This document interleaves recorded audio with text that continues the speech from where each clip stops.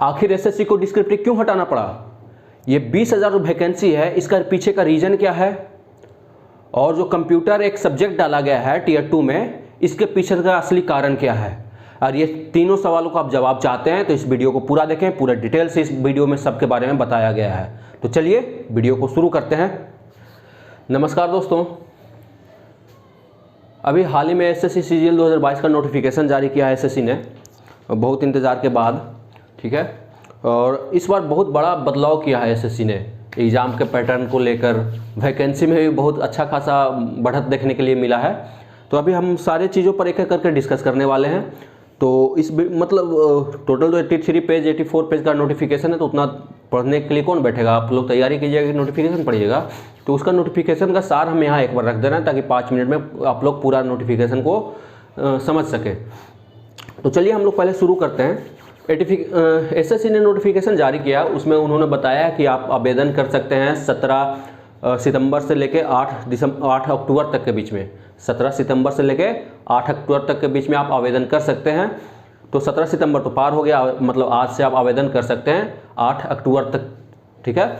9 अक्टूबर तक आप fee payment कर सकते हैं ऑनलाइन वाला, और ऑफलाइन चालान के माध्यम से 10 अक्टूबर तक का फी पेमेंट आप लोग कर सकते हैं। उसके बाद अगर फॉर्म भरते समय कोई गड़बड़ी हो जाती है तो उसको करेक्शन के लिए 12 से 13 अक्टूबर, 1-2 दिन का समय दिया है एसएससी ने कि 12 से 13 अक्टूबर को कुछ आप सुधार करना चाहें अपने फॉर्म में तो सुधार कर सकते हैं। उसके बाद होता है फी का। फी जो 100 रुपया पहले से था फी जो पहले से 100 रुपया था एसएससी का, अभी भी वही फी है 100 रुपया। इसमें फीमेल कैंडिडेट को और SC ST को और एक्स सर्विसमैन को एग्जम्प्ट किया गया है, फीस एग्जम्प्टेड है ये लोग, ठीक। तो हमारा जितना है फी 100 रुपया। उसके बाद हम लोग आते हैं कि पीटी के पे, पहले एज पे देख लेते हैं।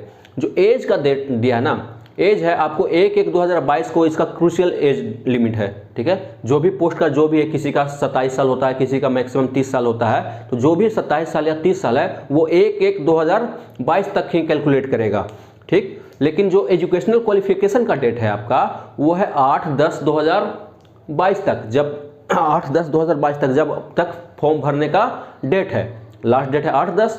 तो जो एजुकेशनल क्वालिफिकेशन का है वो भी 8/10/2022 का है। तो जो भी लोग अपियरिंग पे हैं, इस बार ग्रेजुएशन का एग्ज़ाम देने वाले हैं या दिए हैं, अब तो देने वाले हैं तो इतना जल्द रिजल्ट आएगा नहीं, तो जो इस बार एग्ज़ाम दिए हैं उनको लग रहा है उनका सर्टिफिकेट है, उनका रिजल्ट है जो 8/10 से पहले पब्लिश हो जाएगा, तो वो भी अप्लाई कर सकते हैं इसके लिए, बशर्ते कि जो सर्टिफिकेट हो 8/10 से पहले का डेट में होना चाहिए। चलिए, अब इस पे बात हो गया एज पे। अब उसके बाद एग्ज़ाम पैटर्न देखते हैं हम लोग। हाँ, एज में जो छूट है, पहले वाला जो छूट मिलता था SC ST को 5 साल के लिए, OBC को 3 साल के लिए जो छूट मिलता था वो छूट अभी भी है। सेंट्रल गवर्नमेंट एम्प्लॉय को 5 साल के लिए है, शायद एक सर्विसमैन को है 5 साल के लिए, मैं भी देख लीजिएगा इसको, ये कंफर्म नहीं है। अच्छा, हम देख के ऐसे डाल देंगे यहाँ पे, चलिए ठीक है। उसके बाद क्या है आपका, जो सेंट्रल गवर्नमेंट एम्प्लॉय हैं और 3 साल कंटिन्यूस सर्विस कर दिए हैं वो 40 साल तक अप्लाई कर सकते हैं पोस्ट को, ठीक है। बशर्ते ग्रुप C का पोस्ट होना चाहिए, तो आप 4600 या 4800 ग्रेड पे पर जाना चाहिएगा, तो या 4200 ग्रेड पे पर जाना चाहिएगा तो नहीं जा सकते हैं। लेकिन एक पोस्ट ऐसा है जो 4600 का है लेकिन ग्रुप C में है, इनकम टैक्स इंस्पेक्टर, ठीक। तो आप उस पोस्ट के लिए एलिजिबल हैं, सेंट्रल गवर्नमेंट एम्प्लॉय हैं हमारी तरह, लेकिन एग्ज़ाम देना चाहते हैं, जो कि हम नहीं देना चाहते हैं, ठीक है। तो आप उस पोस्ट को अप्लाई कर सकते हैं। चलिए, उसके बाद हम लोग देखते हैं पैटर्न पे। तो जो टीयर 1 का पैटर्न था, अभी पहले 3 टायर में होता था। पहले टीयर 1 होता था PT मेंस, उसके बाद डिस्क्रिप्टिव होता था। तो अब बस 2 ही टीयर में होगा एग्जामिनेशन आपका, टीयर 1 और टीयर 2। डिस्क्रिप्टिव खत्म।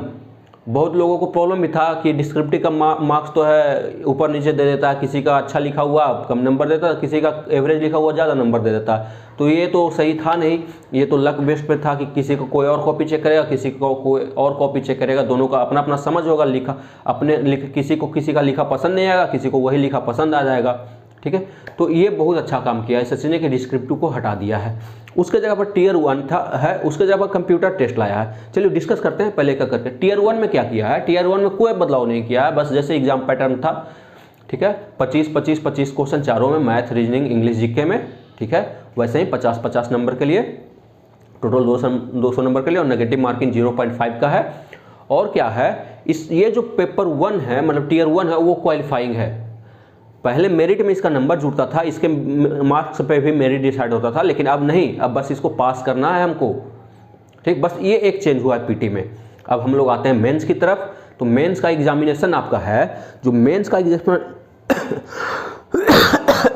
सॉरी, मेंस का एग्जामिनेशन 2 सेशन में होगा। मेंस का एग्जामिनेशन 2 सेशन में होगा। सेशन 1 में 2 सेक्शन रहेगा। सेशन 1 में एक्चुअली 3 सेक्शन रहेगा, ठीक है। सेशन 1 के सेक्शन 1 में आपका मैथ और रीजनिंग रहेगा, ठीक है। 30-30 क्वेश्चन का रहेगा, 3-3 नंबर के लिए 30-30 क्वेश्चन, 3-3 नंबर के मैथ और रीजनिंग सेक्शन 1 में। सेक्शन 2 में आपका क्या रहेगा, इंग्लिश और जीके रहेगा, जिसमें इससे इंग्लिश 45 क्वेश्चन रहेगा, जीके 25 क्वेश्चन रहेगा, ये भी सब 3-3 नंबर के लिए रहेगा, ओके। उसके बाद क्या है आपका, उसके बाद जो सेक्शन 3 है, सेक्शन 3 कंप्यूटर टेस्ट होगा आपका, कंप्यूटर टेस्ट होगा। इसमें आपको सॉफ्टवेयर के बारे में, कंप्यूटर के बेसिक नॉलेज के बारे में, टोटल सोशल सिक्योरिटी के बारे में, ये सब इंटरनेट के बारे में, ये सब जानकारी आपसे, ये सब जानकारी होना चाहिए, ये सब पे क्वेश्चन पूछा जाएगा इसमें, ठीक है। तो अब कंप्यूटर भी एक चैप्टर ऐड कर दिया है। एक्चुअल में क्या है कि सरकार को भी अब टेक्निकल हैंड चाहिए, क्योंकि जैसे जैसे ज़माना चेंज हो रहा है, टेक्निकली सब कुछ बढ़ रहा है, तो गवर्नमेंट एम्प्लॉय को भी, गवर्नमेंट सर्विसेज को भी, गवर्नमेंट ऑफिस को भी सरकार टेक्निकली अच्छा बनाना चाहता है, ठीक है। तो उसके लिए अब ज़रूरत भी है और अच्छा भी है, क्योंकि बहुत अब डिजिटलाइज हो रहा है, डिजिटल इंडिया का कंसेप्ट है, तो हर जगह तो डिजिटलाइजेशन होना चाहिए। तो इसी के आधार पर वहाँ कंप्यूटर का रखा गया है एक सिलेबस।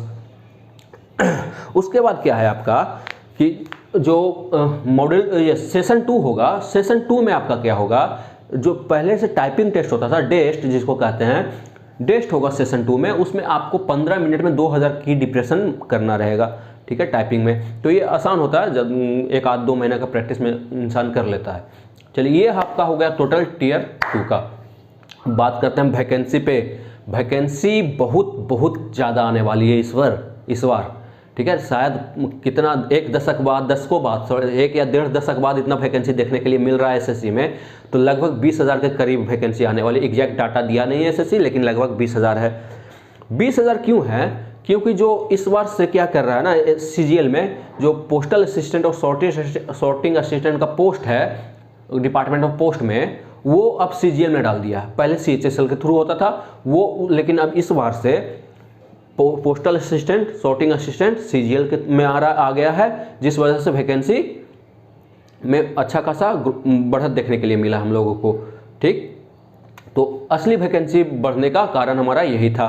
उसके बाद हमारा कुछ नहीं जाता, सेक्शनल 2 का कट ऑफ, सब सेक्शनल कट ऑफ होगा, सारा चीज़ में सेक्शनल कट ऑफ होगा आपका।